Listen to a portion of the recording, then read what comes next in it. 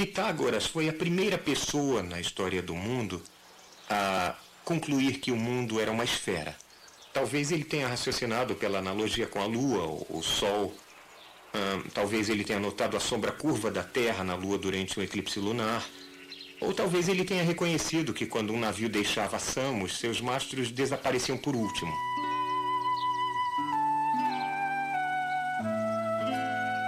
Pitágoras acreditava que uma harmonia matemática sustenta toda a natureza. A tradição moderna da argumentação matemática, essencial em toda a ciência, deve muito a ele. E a noção de que os corpos celestiais se movem de acordo com o tipo de música das esferas também derivou de Pitágoras.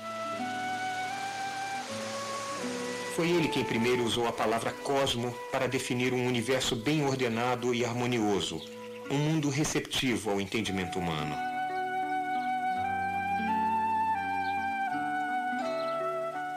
Por esta grande ideia, estamos em débito com Pitágoras. Mas havia ironias e contradições profundas em seus pensamentos. Muitos dos jônios acreditavam que a harmonia e a unidade básicas do universo eram acessíveis através de observação e experimentação, o método que domina a ciência até hoje. Porém, Pitágoras tinha um método bem diferente.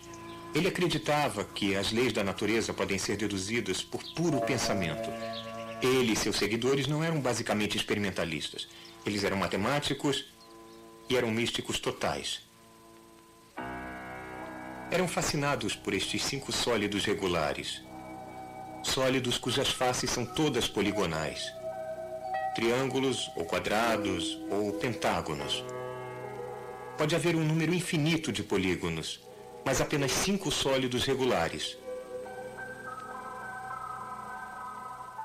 4 dos sólidos foram associados a terra, fogo, ar e água. O cubo, por exemplo, representava a terra. Esses 4 elementos, pensavam eles, formam a matéria terrestre.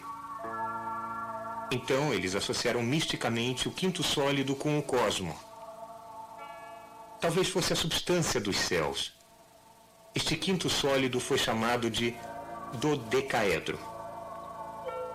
Suas faces são pentágonos, 12 deles. O conhecimento do dodecaedro foi considerado muito perigoso para o público. As pessoas comuns seriam mantidas ignorantes sobre o dodecaedro. Apaixonados por números inteiros, os pitagóricos acreditavam que todas as coisas eram derivadas deles, com certeza todos os números. Então ocorreu uma crise na doutrina quando eles descobriram que a raiz quadrada de 2 era irracional. Ou seja, ela não poderia ser representada como a razão de 2 números inteiros, não importa o quão grande fossem. Originalmente, irracional queria dizer apenas que não se pode expressar um número como uma razão.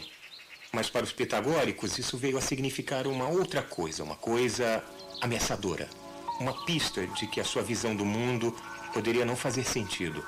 O outro significado de irracional.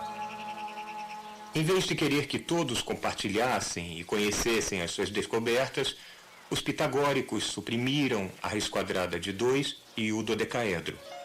O mundo exterior não iria saber.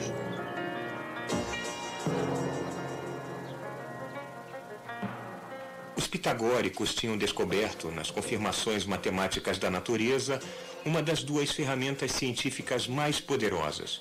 A outra, é claro, é o experimento. Mas em vez de usar sua percepção para avançar a viagem coletiva do descobrimento humano, eles fizeram dele um pouco mais do que a mágica de um culto misterioso. A ciência e a matemática seriam removidas das mãos dos mercadores e artesãos. Esta tendência encontrou seu advogado mais efetivo em um seguidor de Pitágoras chamado Platão. Ele preferia a perfeição dessas abstrações matemáticas às imperfeições da vida diária. Ele acreditava que ideias eram muito mais reais do que o mundo natural. Ele aconselhou os astrônomos a não perderem tempo observando estrelas e planetas. Era melhor, acreditava ele, apenas pensar neles. Platão expressou hostilidade à observação e ao experimento. Ele pregou desdém pelo mundo real e desprezo para a aplicação prática do conhecimento científico. Os seguidores de Platão foram bem-sucedidos em apagar a luz da ciência e do experimento que tinha sido acesa por Demócrito e os outros jônios.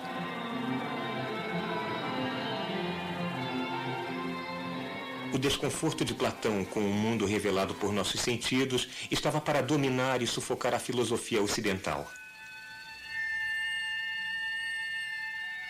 Mesmo tão tarde quanto em 1600, Johannes Kepler ainda lutava para interpretar a estrutura do cosmo em termos dos sólidos pitagóricos e da perfeição platônica.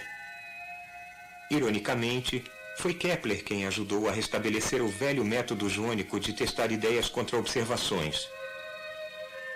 Mas por que a ciência se perdeu para começar? Que apelo poderiam os ensinamentos de Pitágoras e Platão ter para seus contemporâneos? Eles proviam, acredito eu, uma justificativa intelectualmente respeitável para uma ordem social corrupta.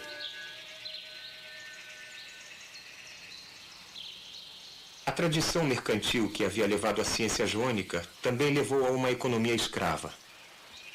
Uma pessoa poderia ficar mais rica se possuísse muitos escravos. Atenas, na época de Platão e Aristóteles, tinha uma vasta população escrava. Todos aqueles bravos atenienses falavam de democracia aplicada para uns poucos privilegiados. Platão e Aristóteles ficavam confortáveis em uma sociedade escravocrata. Eles ofereciam justificativas para a opressão.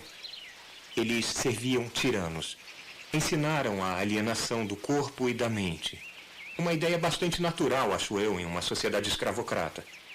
Eles separavam o pensamento da matéria, divorciaram a terra dos céus, divisões que iriam dominar o pensamento ocidental por mais de 20 séculos.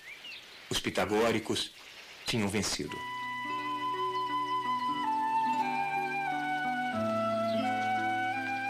No reconhecimento de Pitágoras e Platão de que o cosmo é reconhecível, de que há uma sustentação matemática para a natureza, eles avançaram enormemente a causa da ciência.